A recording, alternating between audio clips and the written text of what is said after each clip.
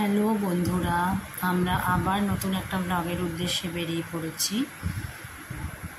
তো বাড়ি থেকে এটা মোটামুটি 35 কিলোমিটার দূরে হবে, আরও বেশি বই কম না, অলমোস্ট 35 কিলোমিটার দূরে। দেখো কি সুন্দর ধান ক্ষেত, পুরো এমন একটা জায়গায় আমরা যাচ্ছি যেখানে একদম বদ্ধ গ্রাম। দুপাশে শুধু ধানের ক্ষেত আর ধানের ক্ষেত, যেদিকেই চোখ যায় শুধু ধানের ক্ষেত আর ধানের ক্ষেত। দেখো তোমরা কি সুন্দর, একদম প্রাকৃতিক পরিবেশ, প্রাকৃতিক, কোনো রকম আনন্যাচারাল ব্যাপার এখানে নেই। সবই প্রাকৃতিক, ন্যাচারাল ব্যাপার, সব কিছুই ন্যাচারাল। দেখো শুধু ধান ধান ধান ধান, ধানের ক্ষেত, সবুজ সবুজ সবুজ আর সবুজ, সবুজে সবুজে ছয়লা পুরো। অপূর্ব সুন্দর এই জায়গাটা। তো আজকে আমরা চলেছি অন্য একটি মন্দির দর্শনে, যেটা খুব নামকরা, জটেশ্বর মহাদেবের মন্দির। এটা পড়ছে মহানাদের অন্তর্গত, মহানাদ গ্রামে এটা বাবাজি রয়েছেন, জটেশ্বর মহাদেব। তার আশেপাশে আমরা যখন যাচ্ছিলাম তখন প্রচণ্ড রোদ্দুর, দুপুর প্রায় 3টে, অসহ্য রোদ আর অসহ্য গরম, প্রায় 40 ডিগ্রি টেম্পারেচার এখন, 40 ডিগ্রি টেম্পারেচার হবে এখন। অসহ্য, মানে সোয়েটিং হচ্ছে। এই এত কষ্ট করেও যখন আপনাদের কোনো কমেন্টস লাইক পাওয়া যায় না, তো খুব খারাপ লাগে। এই যে আমরা পৌঁছে গেছি জটেশ্বর মহাদেবের মন্দিরে, খুব সুন্দর, খুব সুন্দর। শুধু মহাদেব বাবা ভোলেনাথের এখানে শুধু মন্দির নয়, এখানে সঙ্গে মাও বিরাজমান রয়েছেন, এখানে গাড়িও রয়েছে। এই যে মাতাজির মন্দির, এটা পাশাপাশি দুটো মন্দির, অপূর্ব সুন্দর লাগলো। আর তখন কটকট করছে রোদ্দুর, খুব সুন্দর লাগছিল আমাদের। একটি ছাগল ঘাস খাচ্ছিল, সেটাও তুলে নিয়েছি। এই যে জটেশ্বর বাবার মন্দির, ভেতরে বন্ধ ছিল, তালা বন্ধ, ঢোকার অপশন ছিল না কোনো রকম। তাও ভেতর থেকে আমি ছবি তুলে নিয়েছি বা ভিডিও রেকর্ডিং করে নিয়েছি। এই যে নন্দী মহারাজ, ন্যাচারালি সব জায়গাতে নন্দী মহারাজ বাইরে থাকেন, তো এখানে নন্দী মহারাজ পাশেই বসে আছে, দেখা যাচ্ছে। এই যে অরিজিনাল মহাদেবের মূর্তি, লিঙ্গ, জয় শিব শম্ভু, সাজানো রয়েছে, বাবাকে পুজো করা হয়েছে। এখন চৈত্র মাস চলছে। হর হর মহাদেব, হর হর জয় নন্দী মহারাজ পাশে বসে রয়েছেন। চৈত্র মাসে গাজনের সন্ন্যাসীরা বেরোয়, আপনারা সবাই জানেন। তো সেই জন্য এই ব্লগটা তৈরি করা। যারা মহাদেবের ভক্ত আছেন তারা অবশ্যই লাইক, কমেন্ট, শেয়ার করবেন। এই যে পুরো মন্দিরের সামনেটা, চত্বরটা, মন্দিরের জায়গাটা তো একদম ফাঁকা ছিল দুপুরবেলা, তখন গনগনে রোদ, গনগনে আগুনের মতন রোদ।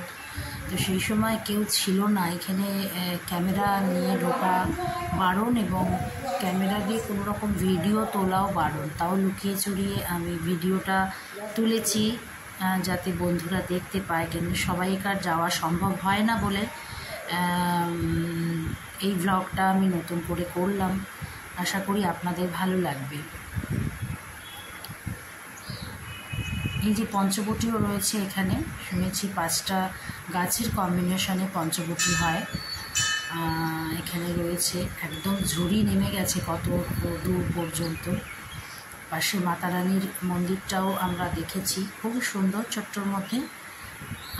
খুব জাগ্রত জটেশ্বর মহাদেবের, আমি যতদূর শুনেছি ভীষণ জাগ্রত মন্দির এটা। এবং দূর দূরান্ত থেকে এখানে দর্শনার্থীরা আসেন পুজো করতে, দেখতে আসেন মহাদেবের, ভগবানের সাথে, ভগবানেরকে দেখতে আসেন, দর্শন করতে আসেন। তো এই যে পাশেই মাতারানীর মন্দির, মাতারানীকেও আমরা এখন একটু দেখব। তো ভীষণ ভালো লাগছিলো মাতারানীর মন্দিরে এসে, আরও বেশি ভালো লাগছিলো। প্রচণ্ড গরমে ঘামছিলাম আমি। এই যে মাতারানীর মন্দির, জয় মা কালী, জয় মা কালী, জয় মা কালী। এখানে বসে পাশে পুরোহিতজি হনুমান চালিসা পাঠ করছিলেন সেই দুপুর রোদের গনগনে আগুনের মধ্যে। আমরা শুনলাম। এই যে আরও একটি মন্দিরে চলে এসেছি। এটা মহানাদের আরও একটি কালীবাড়ি, যেটা খুব বিখ্যাত মহানাদ কালীবাড়ি হিসেবে। তো আমরা আজকে বলা হয়নি, আমরা চলে এসেছি আজকে মহানাদ। তো এই ব্লগিংগুলো করা হয় যাতে সবাই দেখতে পারে। এটা জটেশ্বর মহাদেবের মন্দির, আর এটা হচ্ছে মাতা রানীর, মা কালীর মন্দির। এটা মহানাদে অবস্থিত। আপনারা ডাইরেক্ট হাওড়া ব্যান্ডেলে নেমে এখান থেকে ডাইরেক্ট অটো করে মহানাদ গ্রামে চলে আসতে পারেন এবং সবাই চেনে এখানে। আপনারা দর্শন করতে পারেন মাতা রানীর মন্দির, ভোলেনাথের মন্দির।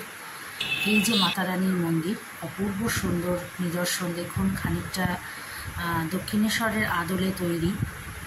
তো আপনারা আসতে পারেন, আবার ড্রপ করেও পোলবা হয়ে আপনারা এখানে আসতে পারেন। কোনো রকম অসুবিধার কিছু নেই। ট্রেনেও যাতায়াত অ্যাভেলেবেল আছে। ডাইরেক্ট গাড়ি বুকিং করেও আপনারা এখানে আসতে পারেন। তো আমি বলবো বন্ধুরা, তোমরা একবার অবশ্যই এই মন্দিরে মাতা রানীর কাছে এসো। অপূর্ব সুন্দর পরিবেশ। সবথেকে ভালো ব্যাপার সেটা হচ্ছে একদম গ্রাম্য পরিবেশ, আর কোনো রকম পলিউশন নেই। একদম পলিউশন ফ্রি গ্রাম্য পরিবেশ। গ্রামের ভেতরে একদম মাতা রানীর মন্দির এবং ভোলে বাবার মন্দির, জটেশ্বর মহাদেব এবং মা কালী এখানে রয়েছেন বিরাজমান দুটো দিকে। মিনিট 10-এর ডিস্টেন্স হবে গাড়িতে। আমরা টু হুইলারে গেছিলাম, তো 2 মিনিট 10 মিনিটের মধ্যেই আমরা জটেশ্বর ভোলা মহেশ্বর বাবা থেকে আমরা পৌঁছে গেছিলাম মাতা রানীর মন্দিরে। এই যে মাতা রানীর মন্দির, তখনও মন্দির খোলা হয়নি, 5:30টার পরে মন্দির খোলে। এইবার আমরা ব্যাক করলাম আবার বাড়ির উদ্দেশ্যে। তো বন্ধুরা, তোমরা সঙ্গে থাকো, দেখতে থাকো নতুন নতুন আরও অনেক মন্দির ব্লগ। তোমরা অবশ্যই লাইক করো, শেয়ার করো অ্যান্ড কমেন্টস করো। আমি চাইবো তোমরা নিজেরাও একবার ঘুরে এসো এই জায়গায়, খুব ভালো লাগবে। সঙ্গে থাকবেন, সাথে থাকবেন বন্ধুরা। নমস্কার।